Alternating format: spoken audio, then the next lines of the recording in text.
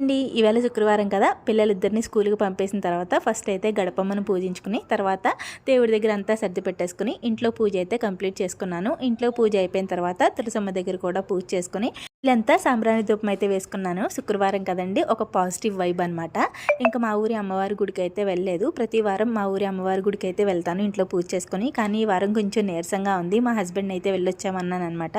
ప్రసాదం పెట్టి ఆయన అయితే వచ్చేసారు. వచ్చేసిన తర్వాత ఆయనకి పాలు ఇచ్చేసి నేనైతే టీ పెట్టేసుకున్నాను. ఇవాళ నీరసంగా ఉందని చెప్పి టిఫిన్ కూడా బయట నుంచే తెప్పించేసాను. కర్రలు అయితే తెచ్చారనమాట. తినేసి ఇంక వంట స్టార్ట్ చేయాలి. చాలామంది మొన్న ఒక వీడియోలో మా దిల్లిగాడిని కట్టేయడం చూసారనమాట. కుక్కను అలా కడుతున్నారేంటి, ఫ్రీగా వదిలేయండి అని చెప్పి కామెంట్ చేశారు.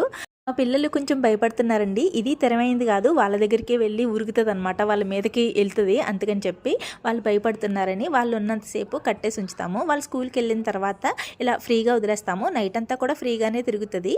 Please like and subscribe.